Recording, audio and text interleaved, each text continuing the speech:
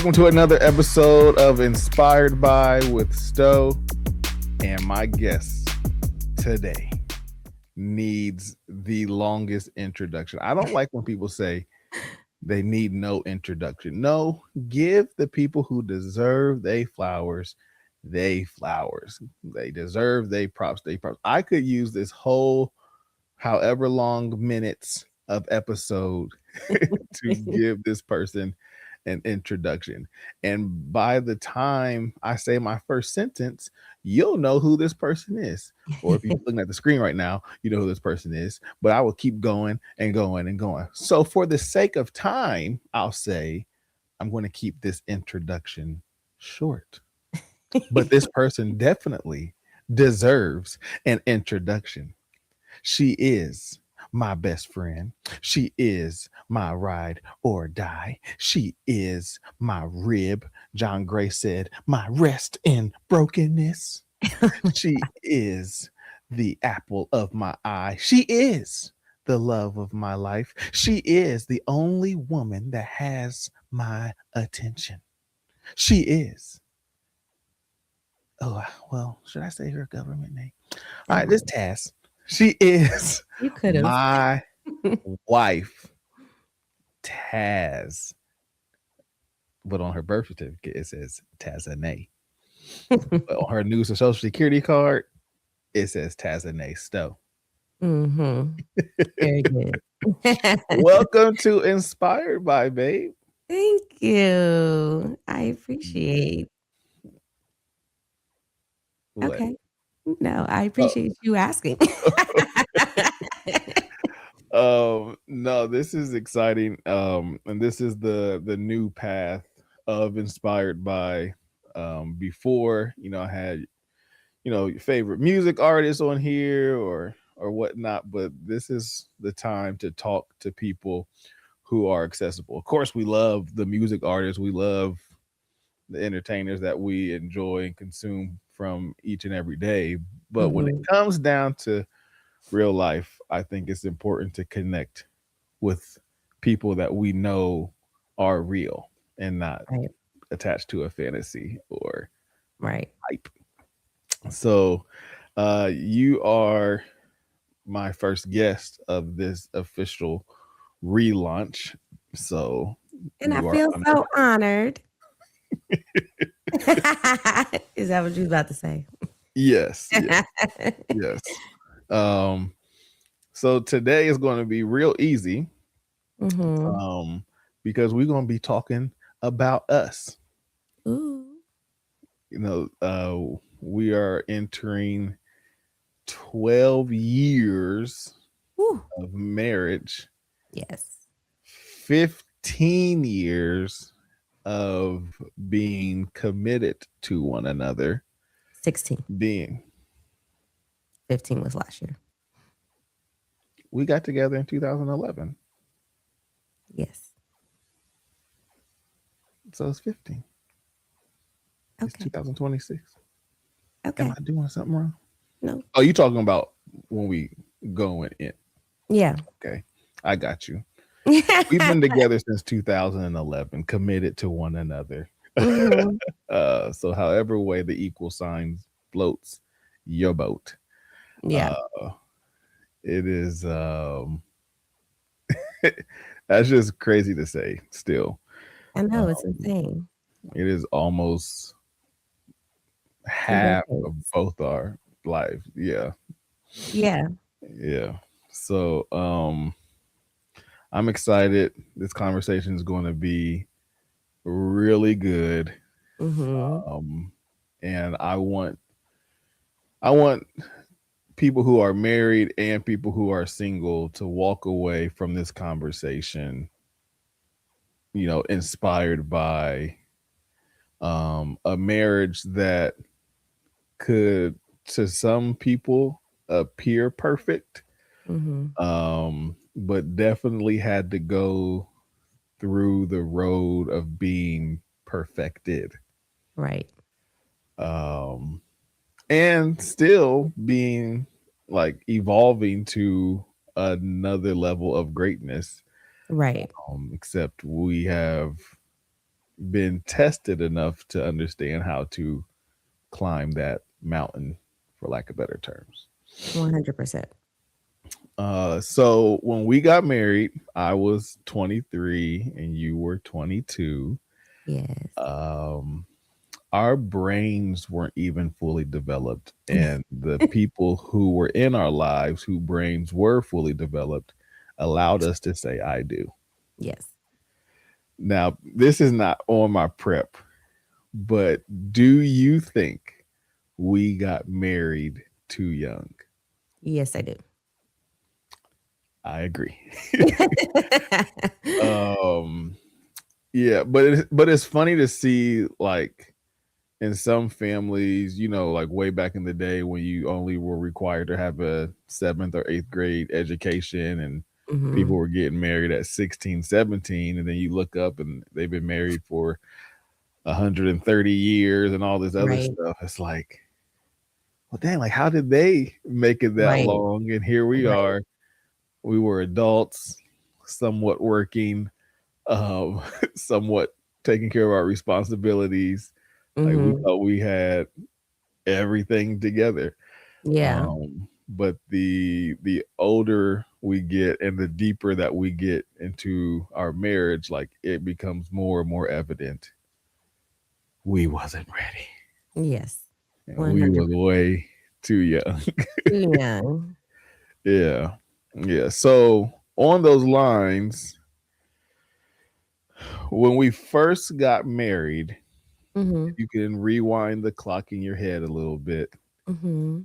What did you think marriage was going to be? Well, of course, as you know me, darling, Uh-huh. I am a type it's pink bunnies and white clouds, and that Mhm. it's gonna be romance every single day, and that, it's just gonna be all lovey-dovey-dovey all the time.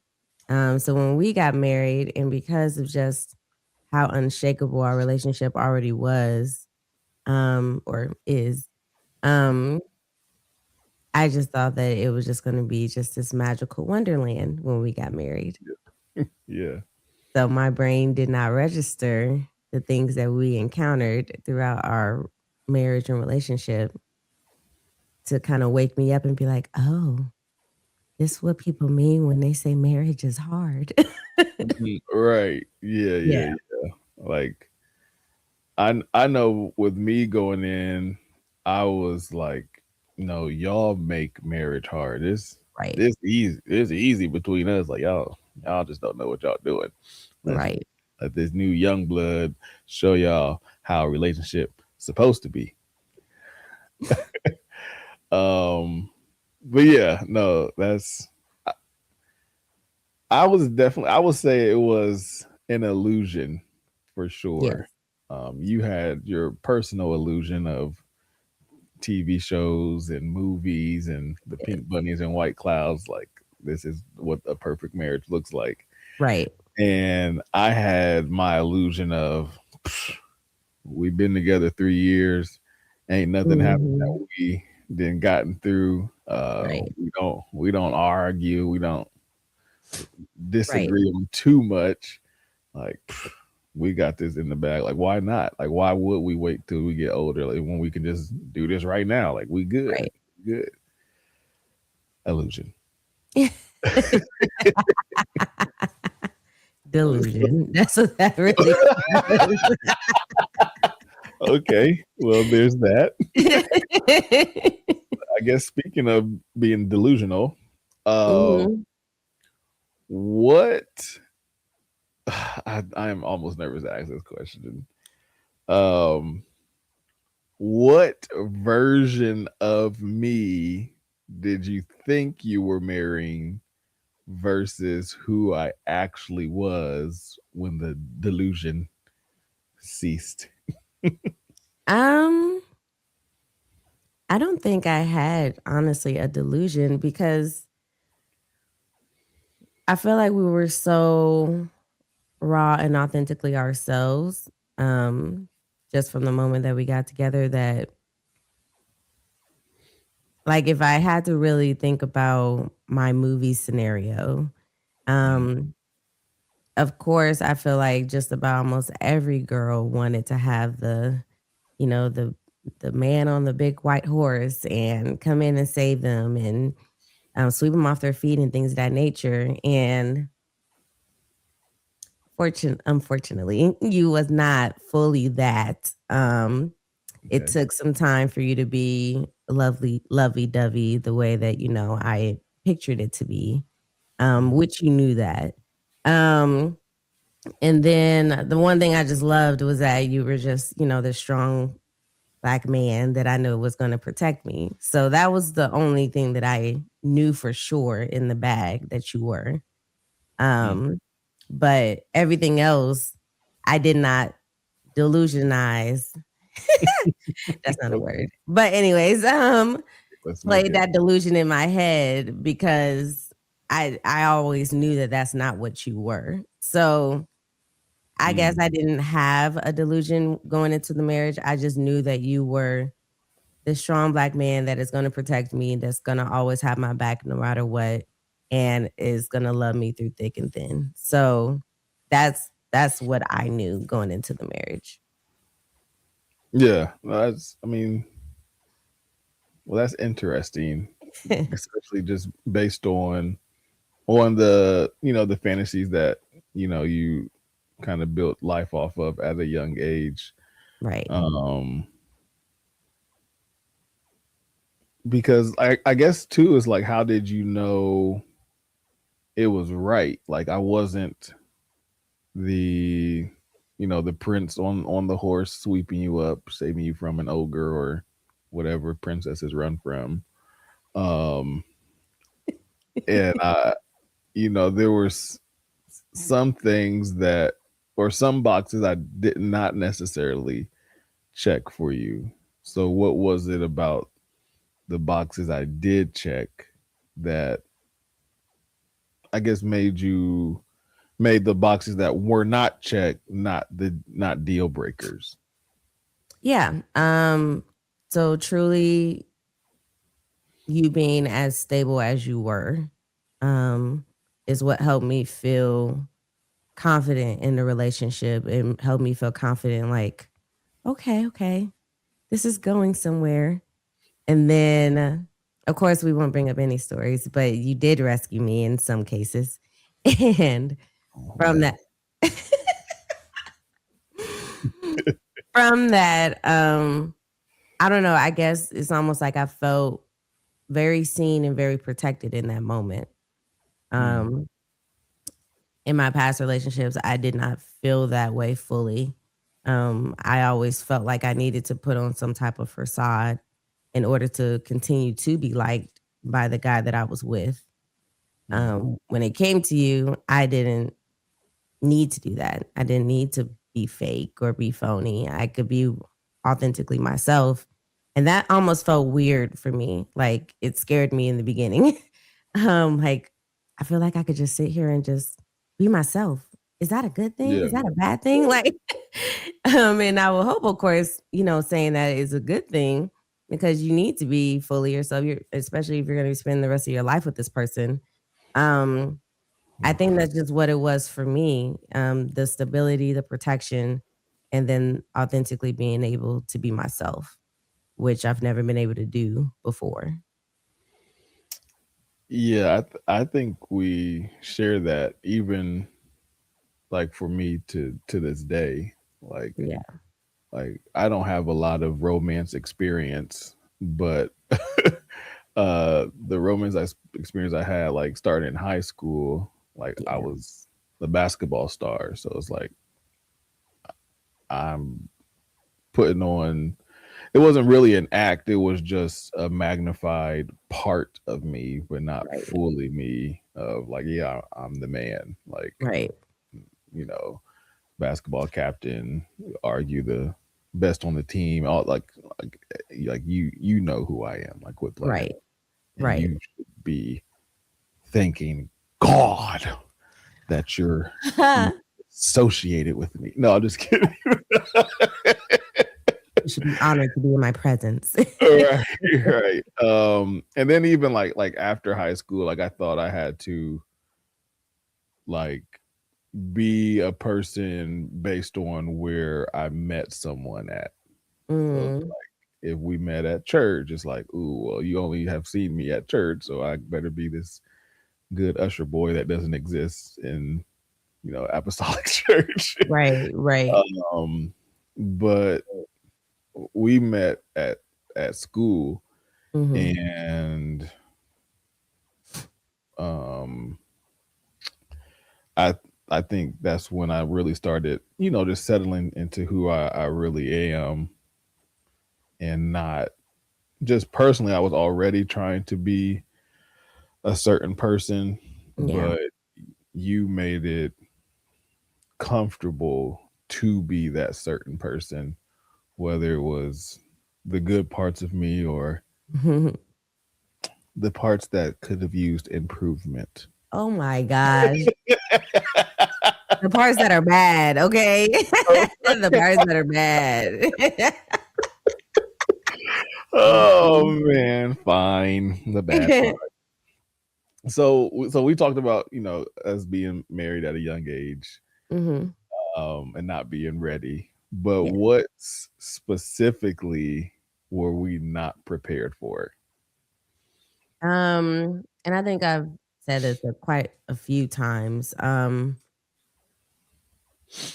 I think to me, we weren't ready for the growth part of our marriage. Mm, So really dissecting it all, I mean, we got married so young, and in our mind and our brain, it just really registered like, oh, this is gonna be great. We're amazing. We can get through anything, but nobody really prepares you for the person you're gonna turn into. yeah, And yeah. as we grew up, it was very, very interesting to see us like how we was at 25 and 26, and then versus how we was at 28 and 29, and then now here we are in our 30s. It's just so Mhm. it's drastic on how individually we changed and then how our marriage changed. So no one prepares you for this person's not going to be the same when you got married to them at 22, 23. And now that we're at 34, 35, it's like we are not the same. Yeah, yeah. I mean, just I just sit back and some days think about like we uh we were together when you were 19 and I was 20 when we start calling ourselves, boyfriend Yeah. girlfriend.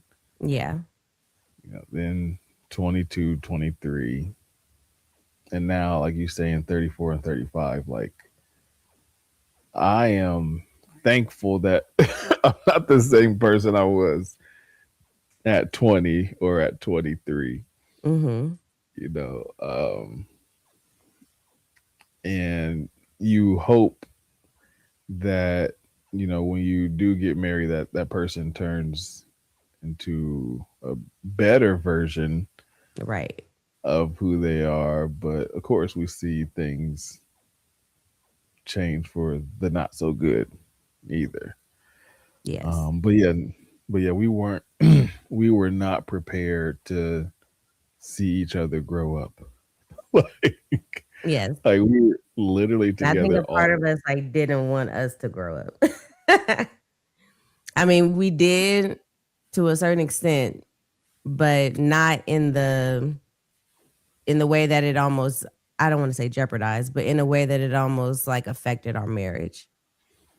Yeah, we wanted the outcomes, but not the tension that it would bring to get to those outcomes. Exactly. Yeah. Yeah. Um, so like I said, we've been married 12 years now. What Mhm. is something that we got completely wrong? Mm. What do you think is something we got completely wrong? I know I'm the interviewer, but interviewee. What is it? Yeah, Okay. interviewees. Okay. Your guest on Inspired by. No, I think well for us specifically, Mhm. I think we got completely wrong being unified with everything. That's a good one. That is very much Um, so. one of those things being financially, like Yes. we had to learn the hard way that we are two totally different financial beings. Yes. And For we've both gotten better in that area in our ways, but we are sure. still Mhm. two total Yes. financial Yes. beings. Um, because I think that's part of the delusion or illusion where you know people say, "Oh, your marriage should be 50-50." And Mhm. well, no. If the scale is 100, Mhm. probably never going to be 50-50. Yeah. Like Yeah, some yeah. it's going to be 99-1. It's going to be Right. 60-40, Yeah.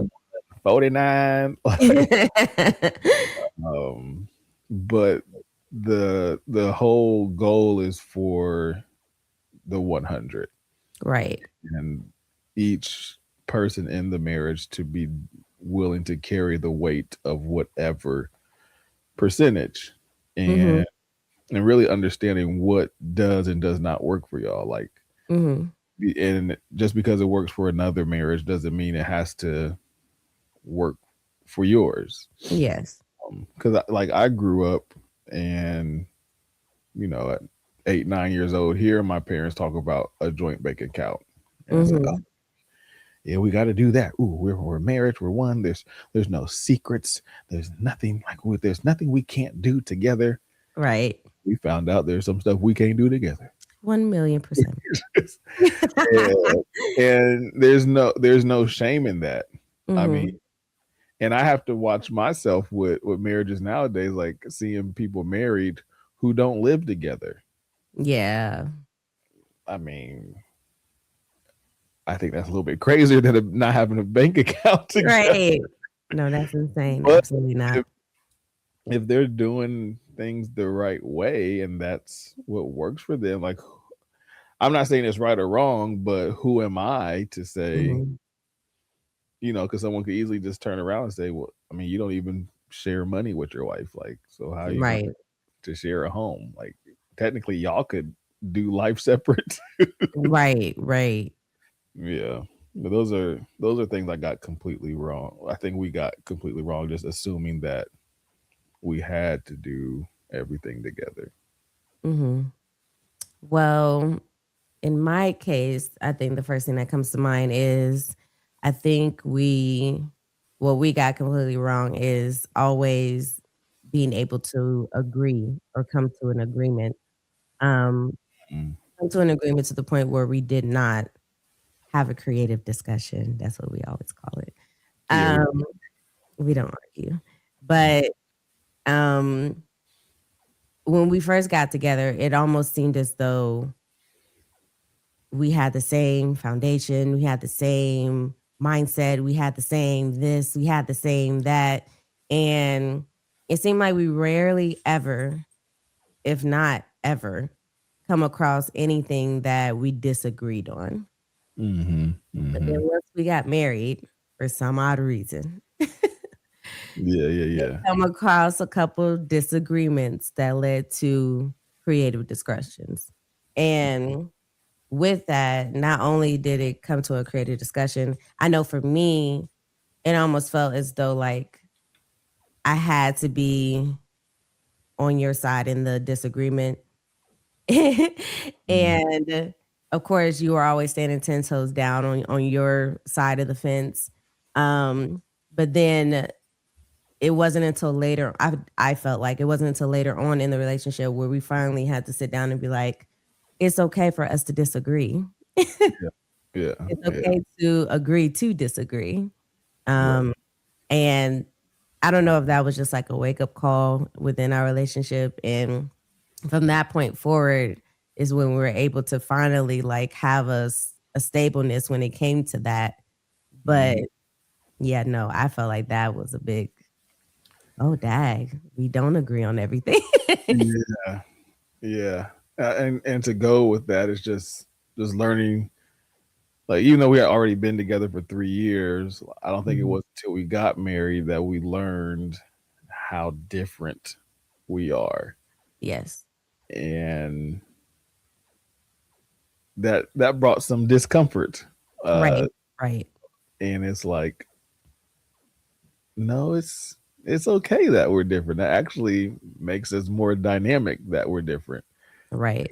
I tell you all the time, I would never be with a woman who was a female version of me.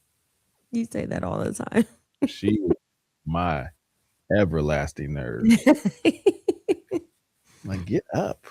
Like, what are you doing? Like, Yeah, no. And the crazy part is I'm the same. I don't think I could be with a guy that's completely like me because we woo, can't both be emotional. Like, how are we supposed to get anything done? Like, someone soft. Lord have.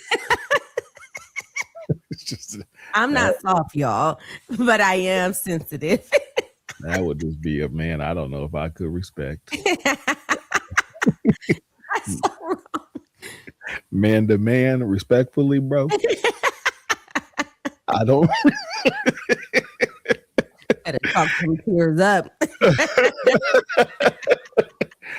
Oh my gosh, that's so funny. Um, so uh, and it's I just love the fact that we can actually sit up and have a conversation about some of these things now. Hmm. How we have matured individually and just matured in our relationship, because there's a lot of marriages that are either still going on or that have ended where the the pressure got to the marriage so much that it was too much to bear.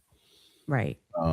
So we just talked about this a little bit when it came to finances, and Right.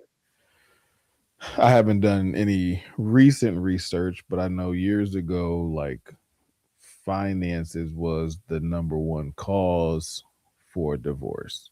Right. This was around the time we got married, where I knew that or saw that Hmm. research, and like I just was really determined for finances never to be the cause of us splitting up or anything like that, or to cause any Hmm. type of division. Right. Which was also my logic behind let's do this money thing together. Right. But when that began not to go the way I thought it was going to go, Pivot. That's okay. I had to pivot, yes, or we had to pivot, but using that same determination, like, this isn't going to be the cause of anything. Right. So when it comes when it comes to that kind of pressure, Hmm. specifically financially, like, do you think that ever affected how we treated one another? Um, are we speaking specifically on the finances? Yeah, yeah. Okay. To be frank, at times, yes. Mm, Because in the beginning of our relationship, you were pretty of a stickler when it came to finances. yes. And when it came to finances, it was hard. I be honest, it was hard for me to approach you with it. Um, these are the moments where I say that you're like your mom in a way. Love your mama. Where everything, all ducks have to be in a row. It Yeah. has to make sense. You have to come to you with a plan. If the plan doesn't add up, then it's like, well, and I don't like what you're saying. So we need You to keep don't going, you figuring it out. leave that in park. So that's what I did with you. when it came to finances, like if I needed something or if I was running low on my end and I needed, some money for something, like ducks have to be a row, I's need to be dotted, T's need to be crossed. There needs to be a plan. What do you plan on doing with it, and how do you plan on having this not happen again? Like it was kind of that's kind of what it was, and to me that felt like, well, then I'm not coming to you then, fine. Like, Right, right. Like, if I gotta it go through, definitely huh? if I gotta go through all that, like I'm What's the point? right, Yeah. right. So that's exactly how I felt. So when it came to finances, it was very difficult in the beginning. Now, as you said, of course, we both have grown in both those categories. It's different now. Especially with, of course, I'm gonna bring it up, me finally having stable jobs. Um, as I grew up, I did not have a stable job to save my life. I started out with a stable job, was at McDonald's for about a year. But then after that, I just bounced from job to job to job to job to job to job to job. And of course, that was probably the biggest stressful part of me constantly asking for finances or me not having the stability when it came to finances. But then when I finally did get in an industry that made me stable, Mhm. it became easier for me to maintain my own money. And I only went to you on a needed basis type of scenario versus I'm pretty much almost coming to you as if like I'm another check. So, yeah. Yeah. Yeah, I mean, it was. I think it's almost impossible for it not to affect how you treat one another, because Right. whether you're the lender or the borrower in this situation, like Yeah. especially coming to ask for money, and you have to go through all this red tape and have a full-fledged business plan put together of how just asking for $10, or Yeah. something stupid like that, can be a burden. But then also, you know, if you know you are the one um giving the money, it's like, well, dang, can I make any plans for us to do? Or I had plans to do this and do this, and I got to Right. rearrange things again, or maybe Right. go ask for it because I ain't really got it either. Like, just Right. I have to go through the business plan of Yeah. Yeah. yeah. So, and when I say treat each other differently, it's like you don't like that's just not the person, I guess, that you want to have an interaction with all the time. Like Right. you're my wife or I'm your husband. Like I don't want to come to you like you're a loan officer or Right. or like Exactly. or like you are a charity case. Like dang, you're always asking for something. So Right. um was there ever a time with the money where you felt like we were aligned and on the same team? No. Wow. I mean, we had the same goals, but no, no, no. Sorry. um well, I did when we first did it. So Oh, okay. oh my gosh. I just remember the day. I think this was like right after we went to the bank to do the joint bank account. Mhm. And I had came to you because we were like, yep, we're going to talk about it. We're going to communicate like all of our transactions and any bills that come up and this, and this. Mhm. And I think the first thing I came to you with was, okay, babe, I think I'm going to go ahead and sign up for the WWE network. It's only $9.99 a month, but that's going to be coming out of our account each month. Yeah. So, but after that, it was all downhill. So, um, Okay. Goes back to my saying. right, right. Um, so we also mentioned because this is a big factor of marriages staying together, not outside of money, Mhm. is feeling like the other person is in the relationship with you. Right. So you said earlier that you knew who you were marrying, meaning who I wasn't. Mhm. And two things that Alan Stowe II was not, and to a degree still is not to this day, is emotional. Yeah.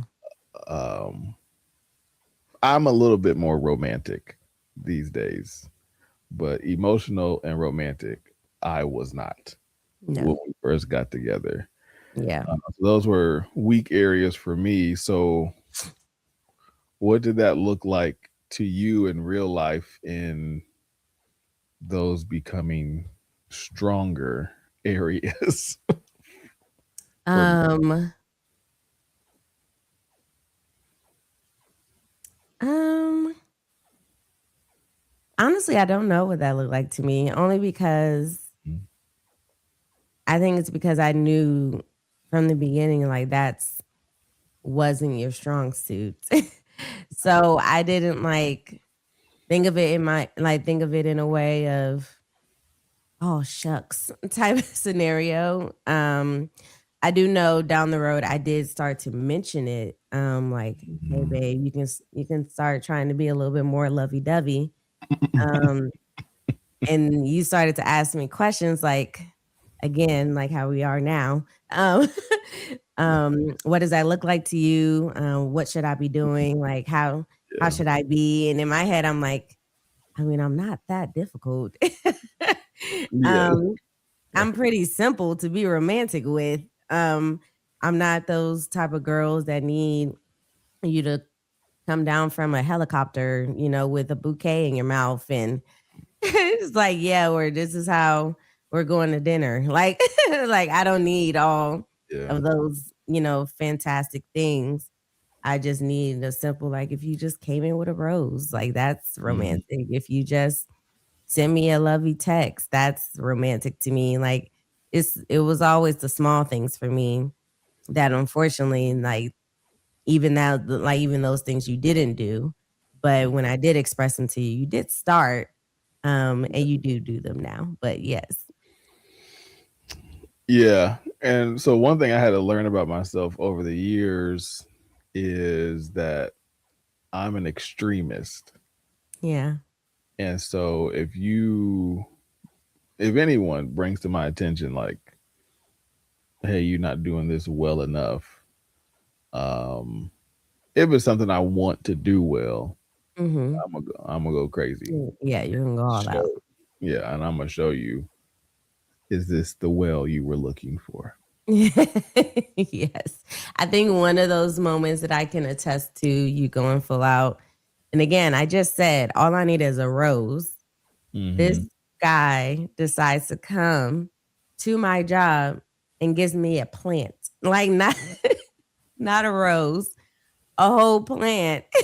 Yeah, And I looked and I said, Babe, what am I supposed to do with this?" And he was like, "Water water. it and watch it grow." Like, I don't know.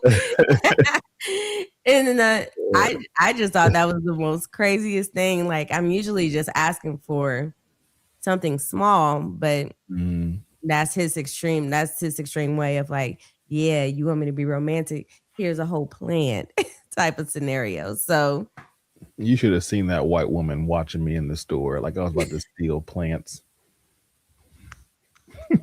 Are you kidding me? I still mean, granted, plant. I'm sure she was scared for her life seeing a big black guy come into this small plant shop, Mhm, and it's just the two of us in there. And I really don't look like I know what I'm doing because I really didn't. mhm. Um, I don't even remember what kind of plant it was, but yeah, Yeah, it was a pink. I know it was pink little flowers, mm, but it was tiny little flowers, but yeah. I don't remember what they're called. So with my weakness and emotion and romanticizing, Mhm. Um, was has there ever been a time through our marriage where you felt alone? Mm. Um, that's a little dark. Hmm. It is. It kind of is. Um, I guess the only time is when we had our, our biggest trial, as you say, back in 2017. Um, and I did not feel seen from you or our marriage. And it was really hard for me to even get through that year. Even though you were there every day, even though you were talking to me every day, even though you were trying to comfort me, I just still did not feel seen from you just because of what I was personally struggling through and then what we were personally struggling through as well. Yeah. So, yeah. I mean, one thing that made me feel like that you were alone was um it was one day when you was out with your little raggedy friends, and I think you, I think you had came home and like had expressed that you basically confided in one of your friends about something. Mhm. I was like, well, why haven't you talked to me about it? Mhm. And you said, well, because you wouldn't understand it. It's too emotional, Mhm. and you might as well slapped me in the face and spit in my drink. Where you guys said that, I was like, Mhm. huh. I wasn't. I was not mad at you at all. Yeah. That was just a moment where I had to look myself in the mirror, like, because well, I wanted to be mad at you. I'll say that. Yeah, I yeah, wanted yeah. to be mad at you because like the audacity of you talking to someone else Right. and don't feel like you can talk to me. Right. You should be honored to even be breathing the same air as Alan Stowe the second. Right. And I Right. let you speak your mind around me. But Oh, okay. then I had to like stop and be like, do you think there's a reason why she doesn't feel comfortable talking to you? Mhm. Like, what are you doing or not doing that makes her feel comfortable in opening up that way to you? Mm. Um, so yeah, I had to check myself real quick because like I had to know there was a part of me that we could not connect on. Mm. It was 100%. It was me. Like I Yeah. was the problem, and I just was just so focused on making sure that was never the problem again. Because I knew if nothing else, like because that at that time I knew like this friend could walk away tomorrow, but Right. I'm my plan is to be here forever, Right. and if she doesn't have someone to lean on in every single way, Right. like that's a problem. Right. Yeah, so that's where I felt like I kind of had abandoned you, and it wasn't, of course, an intentional abandonment, but it was like, okay, yeah, this may not be who you are naturally, Mhm. but you need to learn how to execute in this area. Right. Uh, Right. and I think that that kind of goes to any couple. Like, okay, you may not be the best or naturally good at this part in your relationship, but how can you position yourself to work it to where Mhm. you at least meet a standard? Yeah. Yeah. And now I think we're to the point where I don't think you hide or not hide, but keep anything from me, Mm-mm. even, even if it's about me. like, Yeah. like we can address everything. Um,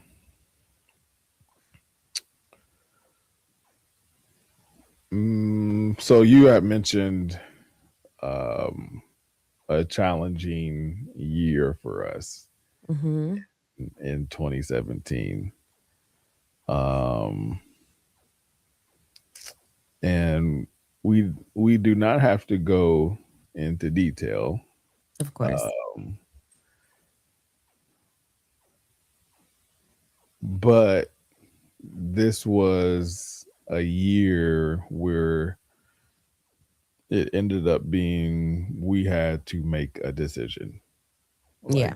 we were at a definite crossroad. Mhm. So we are 6 years into a relationship, 3 years into marriage, and Mhm. and just that quick, we are at a crossroad. Like, do we want to continue to be together, or do we just need to quit because the good is done? Right. Right. so, 100%. um, so what do you remember? Like, I know you remember everything about that time, but Mhm. what are some standout moments in that time where that led to that crossroad and that ultimately we decided to keep pushing forward? Yeah. Um, so the big thing is that we were divided. Um, it was probably one of the one high moments where we weren't in sync. And usually, even if we disagree on something, we are still in sync as a couple. Um, we're still, as one, as the Bible will say. Um, but we were divided completely. You were on one side, I was on the other, and it just seemed like there was no common ground in meeting in the middle on agreeing on anything. And then I think it was a moment, and I'm going to only speak for myself because, of course, again, we were divided. So I had no clue how you were even feeling on your end because from the outside, it looked like I wasn't being seen by you. I wasn't being heard by you. I Mm. wasn't being loved correctly by you. It was just a roller coaster of emotions that I was not familiarized with. And it almost became as though like I didn't recognize you. I didn't even know who you were. Um, and with that sense, it pushed me to want to end things. I did not want to move forward, and I just was like, if this is how it's going to be, then I might as well get out now before it gets worse, down the road. Um, but I will say that it was all you. You did push for our marriage and our relationship, and you did not give up. Um, and me feeling like seeing that tenacity in you and that motivation and push for our marriage to keep going is what made me second think. Um, and was just like, well, maybe I haven't tried as hard as I should, and maybe I should try again. So that's what really made me kind of take a step back because when I get on an emotional roller coaster, I spiral Mhm. and I usually don't know how to come out of that abyss. And usually the first thing that I do is run because I don't want to deal with the emotions that can, consume me. So I was running from the scenario and I was ready to just leave and send you divorce papers and being like, hey, you sign them. And I already was sign them and we don't have nothing between us. So it should be an easy and quick divorce. Like that's how it really was in my brain. But because I felt like I was going strictly off of my emotions and not being rational, um, in the case, I- you fighting is what made me become rational and made my emotions kind of fall back on the back burner just for a little while. Just to really think like, Taz, well, have you put your effort and your all into all of this and fixing it before just running and going? And that's where that all came in. Mm. Yeah, I think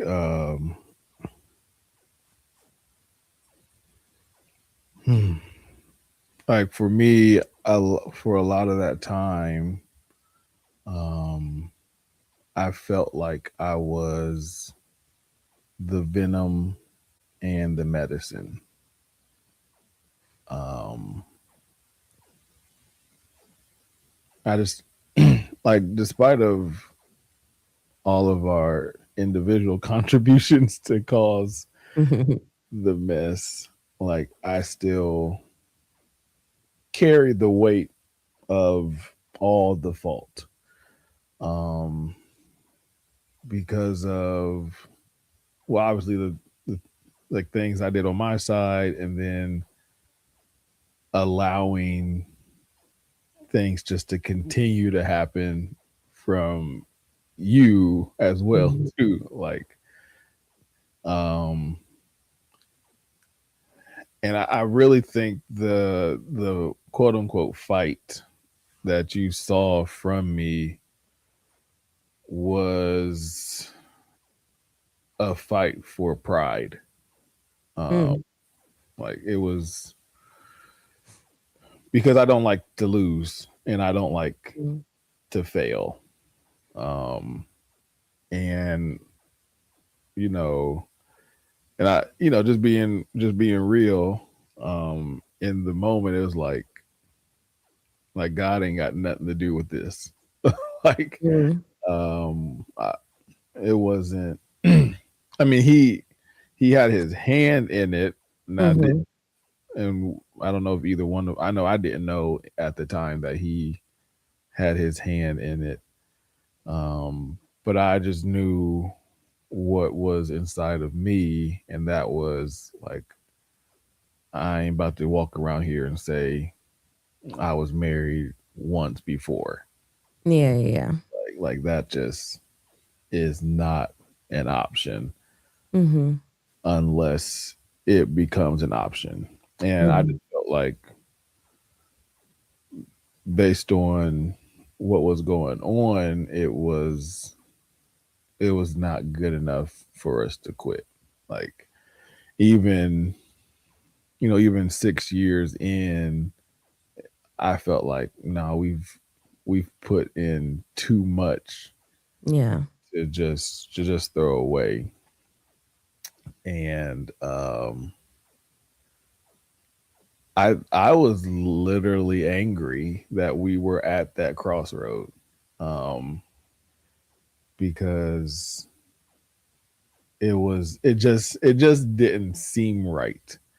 yeah, Even aside of, like, I don't want it to happen, yeah, it just did not seem right. And I just had to, I guess, man up in that situation and take mhm. over. That's that, 99-1 to make the 100. Like, I think I was at 99.9.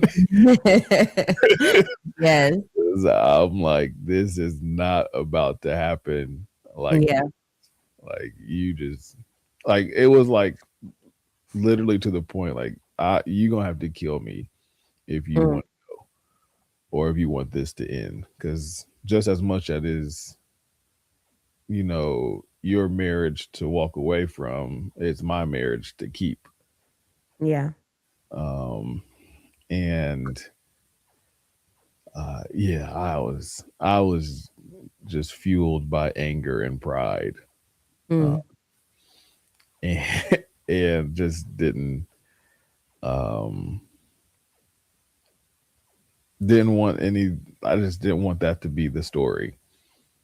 yeah, Like, but for you, like, obviously there was a lot of emotions that went into it, and even when you tried to fight, like what was it that about? Cause I feel like we were in a space of trying to reconcile, but the actions in the space of reconciliation were not working. Mhm. So what was it about those actions versus the outcomes that were not happening that seemed like that cycle would never end?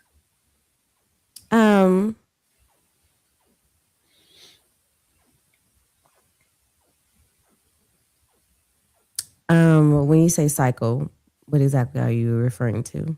Yeah, so I feel like when I don't think like it wasn't like just one thing that happened and we were like, all right, we need to make a decision. Like I Mhm. felt like we had still a strong enough foundation where it was like, no, let's try to fix this. Mhm. But there was something about the fixing that was not working.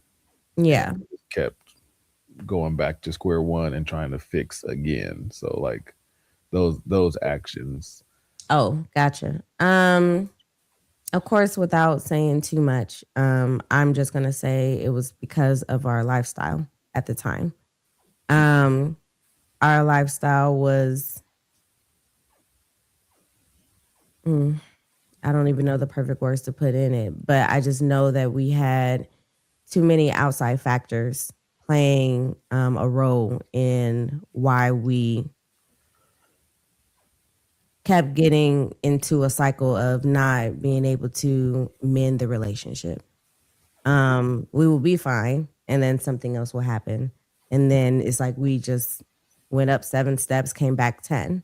Right. So I felt like once we had got that wake up call of just let it just be us and Just let's not have anybody outside or anybody speaking from outside or anything like that interfere in our relationship. Um, that's the only way how we're going to be able to become stronger again. Because before we didn't do that. We didn't have outside factors. It was just Taz and Alan, or Alan and Taz, however you want to place that. Um, where it was all like, I mean, we don't care about anybody else type of scenario. And I don't mm, know what flipped or switched when it came to that cycle, where outside factors started to play a huge role, where it interfered with us individually. yeah. Um, and I think that's what drew the wedge the most and Mm, why it felt like Groundhog Day, for us. So yeah, that's why I think the biggest, honestly, the biggest advice that I give people is to have it always just be them. To remember what their foundation is and to not have anyone outside of your relationship and marriage interfere with your inner. yeah. I mean, if it's not nourishing your marriage, um, or if it's not of equal value to Right. your marriage, like just leave it alone. We basically got in a situation where we took the good we built for granted. Yes. Cause it's like, okay, we've reached this plateau. We're good with one another. We're comfortable. Now let's Hmm. live life as if we ain't accountable to one another. Right. And then Right. it's like, what you doing over there? I don't know what you doing over there. Right. You coming home? Yeah, but later? Like, huh? Right. What you mean? Exactly. Exactly. uh, and it yeah, it just that was the biggest lesson I took from that is like not taking like when things are good, like keep feeding that. Yes. Keep them there. And don't deter from that based on curiosity or comfort or even the trust. that you have with one another, because all of that can easily do a 180, and now you're questioning everything uh that you that you did. Yeah. um so at that crossroad, like, I'm proud to say, like, we never got separated, like we never took time apart to go figure it out and go find ourselves, and or No. nothing like that. um but but the healing from that season did not happen overnight. Yes. Like, it literally took 2 years to get back on our feet. Then some. Um, But yeah. yeah, yeah, and so because I calculated, like, towards the end of 2019, beginning of 2020 is when we were like, "Oh, you're here now. Oh, you're oh, we're good. It is Yeah. just ain't no ain't nobody there. Hello, Right. we're, we're good." Yeah. But not only that, but just individually, like, picking ourselves up Yeah. during that too is it's a lot to think about and reflect on. But what do you think it was that changed, or that was that moment where we were like, it is Alan and Taz again, finally in a peaceful place? Whew. For me, honestly, I felt as though that didn't happen until after COVID. During COVID a little and then afterwards. Um, I know that we were still kind of coming off everything that had transpired over the past couple years. Then Hmm. 2020 happened and we were almost like front row seats of some of the people we knew that Hmm. were getting divorced. Right. But here Right. we were like still standing strong. And that was like almost comforting to know like we did not dislike each other being in the house. Even though we both had jobs that took us outside into Yeah. the COVID-ness.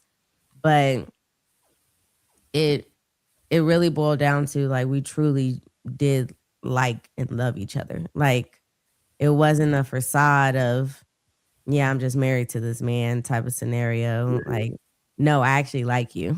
Like we're actually very good friends. Uh-huh.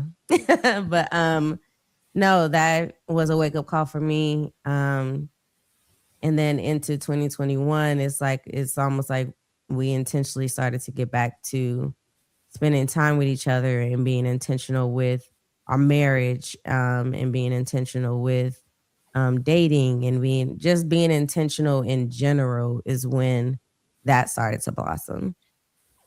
And so that is what really kind of made me feel all giddy inside. So So, so we have two different timelines, which is funny. yeah. Because I thought we were good before COVID. Because I just remember at the top of 2020, like, when we tried to start our podcast together and all that, like, we were like two peas in a pod, uh, Hmm. so to say. And then, yeah, then COVID did happen, and it was like, oh, oh, we still have to go work. Oh, right, Yeah. we can't stay in the house. Yeah. That's cool.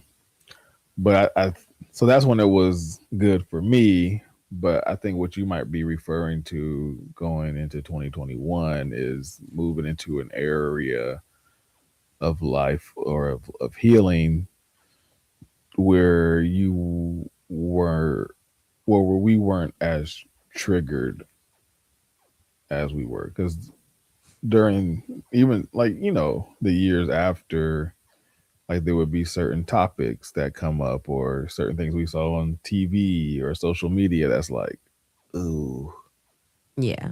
feel familiar. Mhm. I don't like it. I don't like it. I don't like it. I don't Exactly. like it. So is that when you're saying like your timeline of complete healing like was what 4 years later? Yeah, I mean, to an extent, I just know that granted you are my husband and we had started that podcast together and everything like that and everything seemed great. I'm great on internally still holding up some type of wall. Mm, Um so I still was kind of protecting myself even throughout that year. yeah, Um and I don't know. I can't really pinpoint of when I was like, okay, Tash, you can put the wall down now. Like, I don't know where that happened within 2020, but I just know that during that time, I was still trying to protect myself and honestly not thinking in my head, like, oh, I'm waiting for the other shoe to drop type of scenario. yeah, Um, I guess I just did not want it to go back to like, oh, this is too good to be true. Like we're finally great, we're finally good. Like I literally was waiting for when the next bad thing might happen. mm, I was kind of enjoying the moment, but I was bracing myself just in yeah, case, you know, whenever that might transpire or happen. But as time progressed throughout that year, that's when I was like, okay, Taz, I think you can chip that away now. Like I think you're truly good. I really do. So it's like I was talking myself through 2020, and then mm-hmm. by the time 2021 happened, I was just like, "Oh my gosh, okay. I think I can fully let go now." So that's kind of where that stems from. Wow, no, that's good.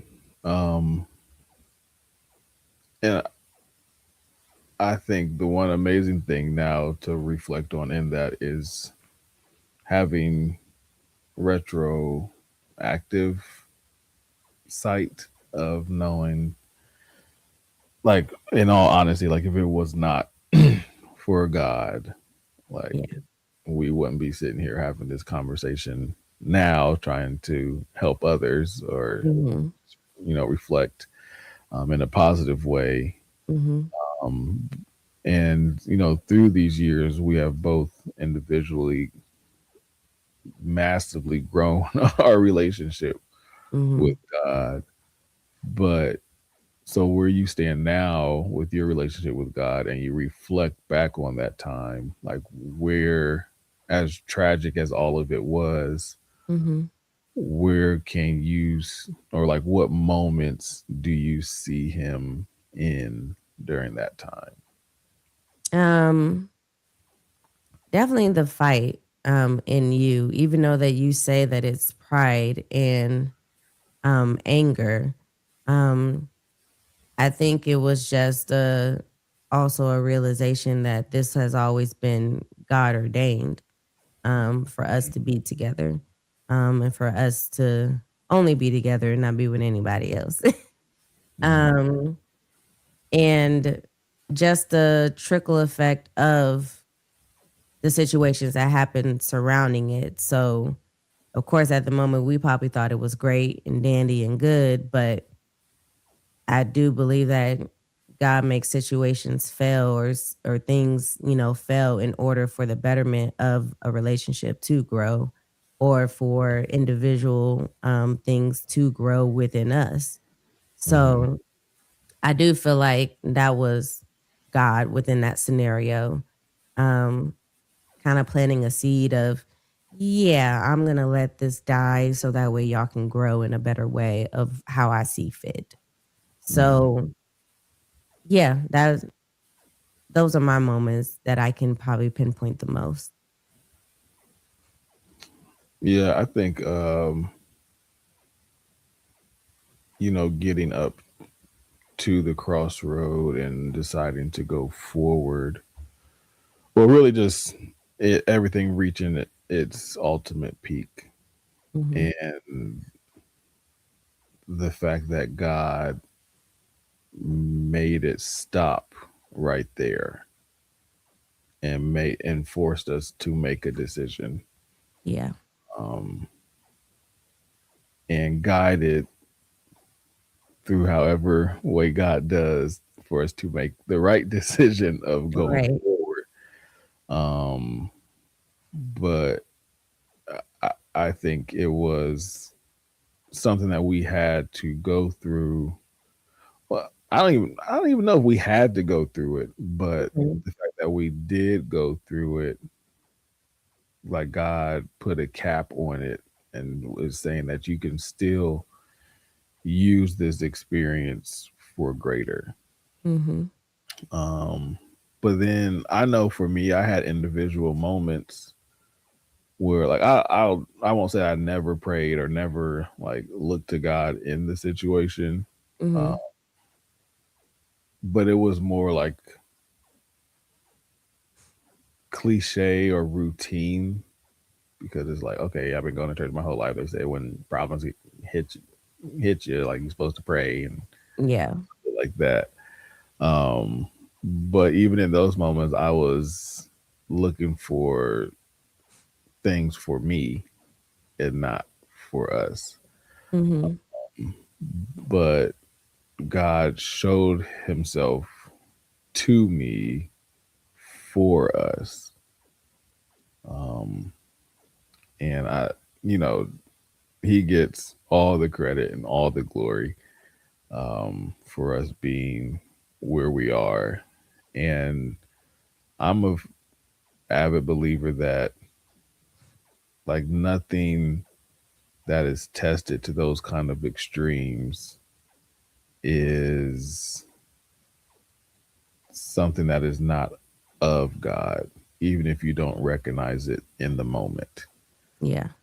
Um, like if it was already bad and not something that had the ability to get great, then it doesn't need demonic interference to fail.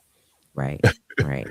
But I believe the devil seeks out situations where God is being honored, whether it's Mhm. through prayer, through worship, or just through living right, to attempt to break those things down. Mhm. And the fact that God only let the attack go so far is what I see now. Yeah. Yeah. We got a few more things, child. Okay. So when we got married, one of the things that come to mind early on for us is you put so much pressure on yourself to be a good wife. Mhm.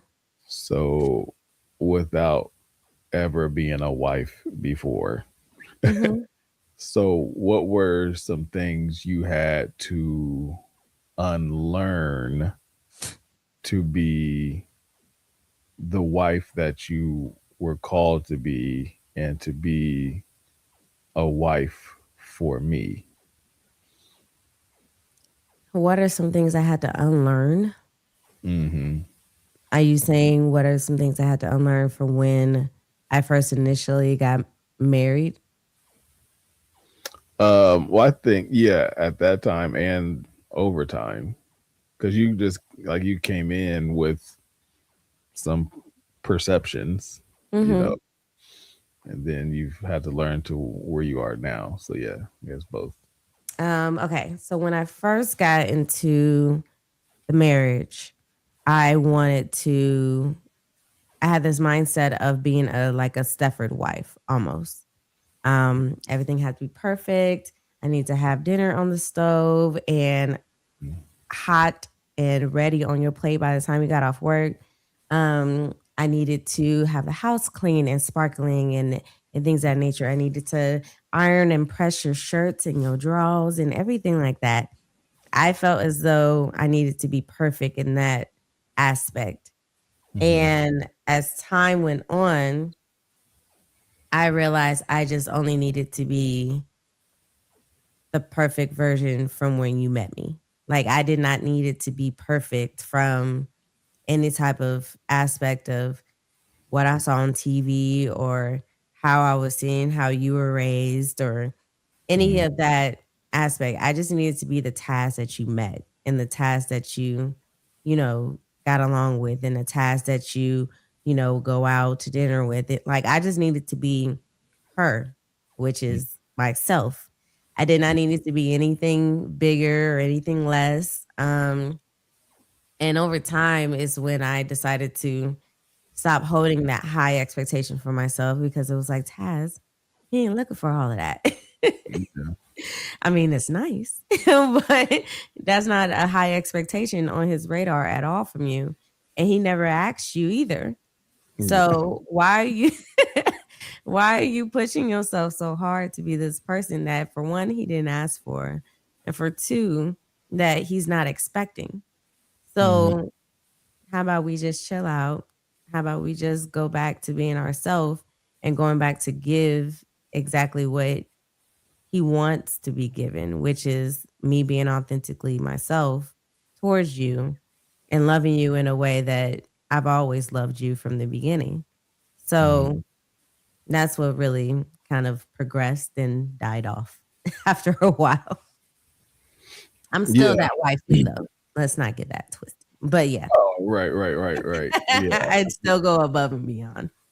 Yeah. And we had to talk about that, because it was literally stressing you out to meet that kind of standard. And not Right. that you lowered your standard, you just repositioned yourself in the category you were supposed to be in. Right. And you can do that at a high level because, yeah, like you said, I never came in demanding you to do nothing. Right. Mostly because everything that you were put on yourself pressurized to do, I can do that too. Yeah. So like Yeah. I know how to cook, I know how to clean, and iron my drawers if necessary. Um, but yeah, and like when I saw that literally taking a toll on you, like I would be foolish to stand by and let you continue to do that to yourself because then you Right. ultimately would not be who I need you to be for me. Mhm. Um, and somebody's mother is watching this right now, like, girl, you were supposed to iron them drawers and Right. cook them beans and cornbread. Yes. Yeah. No, Not no. over here. Um, I always say that we are the perfect balance to one another, and we both have the ability to do a lot and a lot of the same for one another. Mhm. Um, and it's it's just disappointing to see some of those traditions try to still like run rank on a marriage, Yeah. when it's like it's not the 1800s no more, or even the 1940s and 50s no more, where men can't do anything or the wives can only do certain things. Like Mhm. that's how you mess up in today's Right. world. Like, Right. you got to do your part and then step in when other parts can't be fulfilled. Right. And if people aren't contributing in those areas, like, I mean, for instance, like, okay, maybe someone can't cook, Mhm. but you know how to go get the groceries. Right. Exactly. You can read, right? Or Right. somebody may not be the best cleaner, but you still know how to pick up after yourself and throw something away. You Mhm.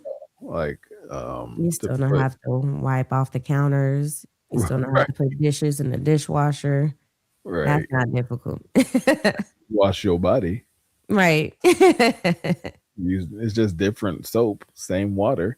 to Yeah, wipe something. exactly. Yeah. Um, couple more things. Mhm, Um, is marriage worth it? Like we just talked about everything we went through from the beginning, mhm, the middle, and where we are now. It's crazy that happened. Like our biggest test happened 6 years in, and now we are 8 years later or 9 years later mhm. from that big test. Like, is marriage worth it? Yes.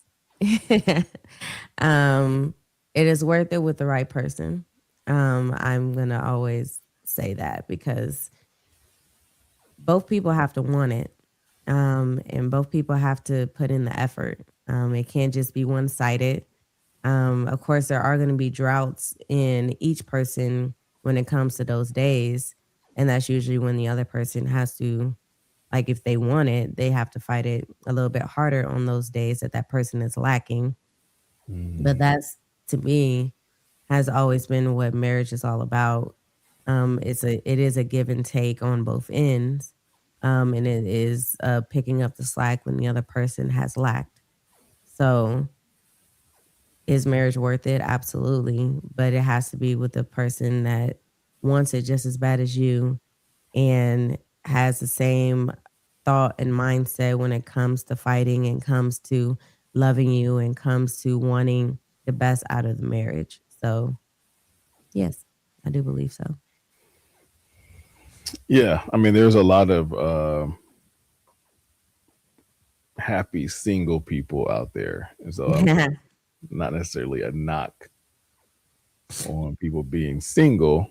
Uh, Mhm, but if you ever have the opportunity to live and do life with someone else, it is so rewarding.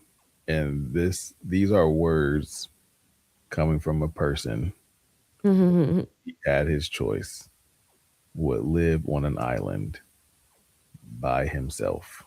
Yes. But if that meant giving up my marriage, you can just keep your island, because I can still be by myself, but at least someone else is around to see me by myself. But no, Mhm. it is 100% worth it. And if the work of marriage should not make you fear the outcomes of marriage. Yeah. Okay, I think so many people see, the work of marriage or the obligation of marriage, and how sometimes people, to me, view marriage as it being a prison or something that binds you up and you can't do Mhm. nothing. It's like Yeah. you could actually do more Yeah, yeah, yeah. if you wanted to, and be supported in doing more. So, yeah, I will say that marriage is worth it too. Um, I'm surprised it's not the last question. no, it is not. I So know. my last question is, what would be your advice to um, a couple who is on the verge of giving up? Mm. Um, I think you have asked me this question quite a few times before. Um, and that is, have you done all that you like, have you done everything to the best of your ability to save your marriage? Mhm. Have you, and I'm big on therapy. Have you gone to therapy? Have you gone to therapy individually? Have you talked things through? Have you taken some intentional, intimate time away from society and the world in order to dig deeper into what the root of your issues are? Have Mhm. you made some sacrifices? Have you gone to God and prayed about it? Have you? Like, have you done everything in your power to save your marriage before you just completely call it quits? Mhm. And like how I said before, back in 2017, I know that I'm big on just going strictly off of my emotions. And sometimes, yes, it's good to go off of how you feel, but is that reality? Like, are you jeopardizing your marriage off of because of how you feel right now? Of course, unless you are physically, emotionally, mentally being abused, that is completely different. But if you are just going through a little stump in your road or something like that, I do think that you rationally have to sit down, think about the entire time that you've been together all the way up to that moment. Has it really been that bad to the point where it's time for you to end it and call it quits? And even during that time, have you put in the work during that time to actually rectify it over time? And things are just constantly, unfortunately, just failing for you in your relationship. I just think that communication is big between you and your partner. I think trying to fully dissect and get to the root of the scenario, because you can talk surface level all day, but it's not until you get to the root of the problem and building from there in order for you to rectify whatever the issue might actually be. So that's my biggest advice. And then, of course, not having outside people interfere with your relationship. It is you and that person. Y'all were in front of whoever that married y'all. And it's always going to be y'all until the end, even when it comes to children.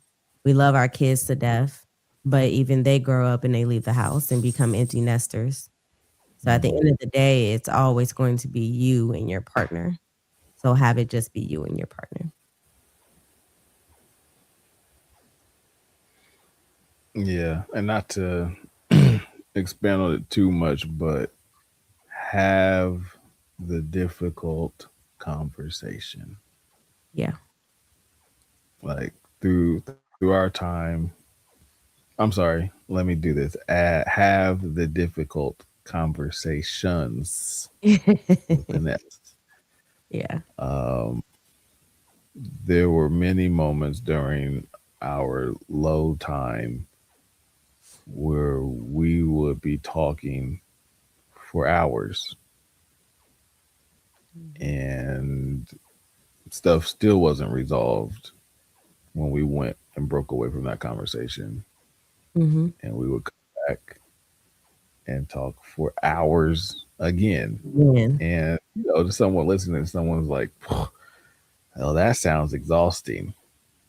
But my question or challenge to you is, what are you willing to do to uphold your end of the promise you made?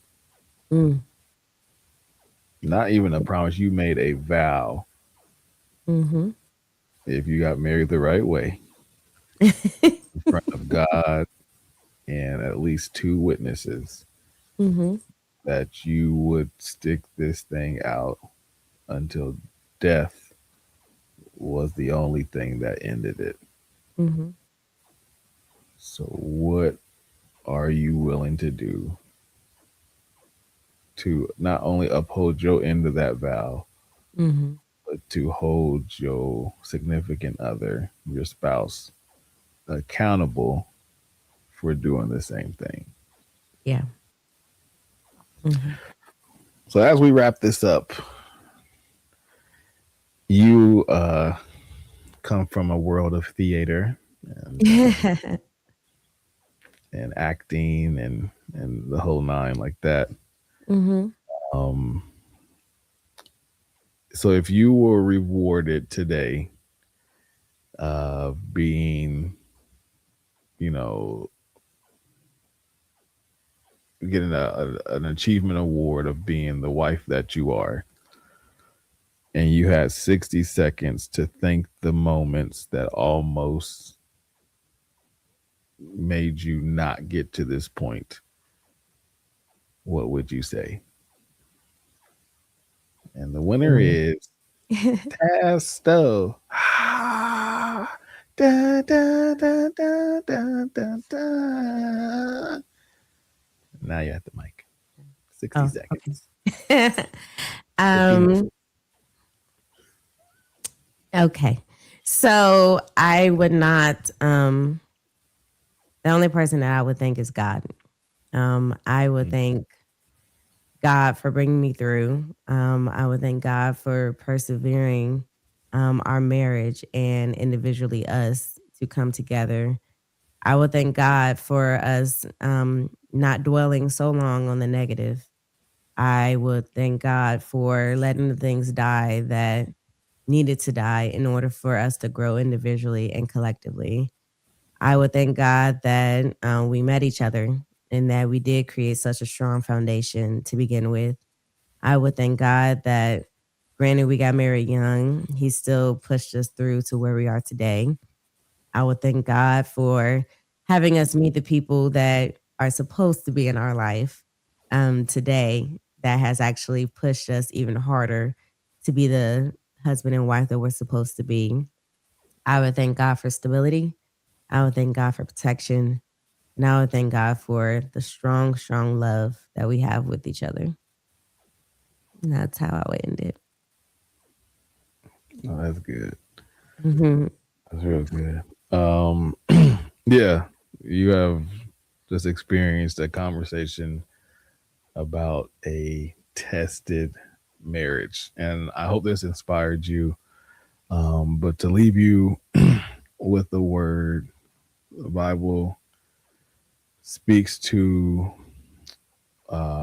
wives being submissive to their husbands, and for husbands to love their wives like Christ loved the church.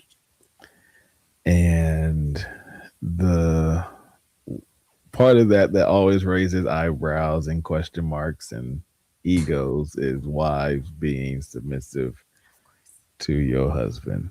Yes. And the truth behind that is being submissive is not a form of weakness or slavery. Uh, Being submissive is taking a proper stance to allow your husband to lead the way that God has ordained him to lead, Right. and then to be the ultimate support when in his weak moments. Mhm. Um, and if you ever need a picture or an example of ultimate submission, Mhm. all you have to do is look at Christ on the cross. Here is the Word of God, and God made flesh, stripped himself of deity Mm. to ensure that he submitted to his Father to save the betterment of creation. Mm. That's what submission is. And husbands, Mhm. as crazy as that woman is, you are commanded to love her like Christ loves the church. This means that your love for her is not attached to a condition, and you are commanded to love her even when it seems like she does not love you back. Mm.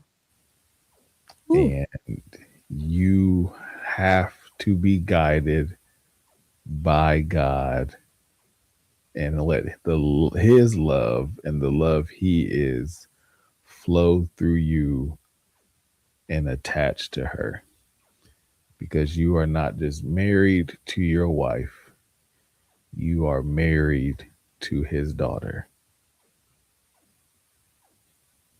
I hope that you're inspired. I hope that you took something away. And until next time, do right.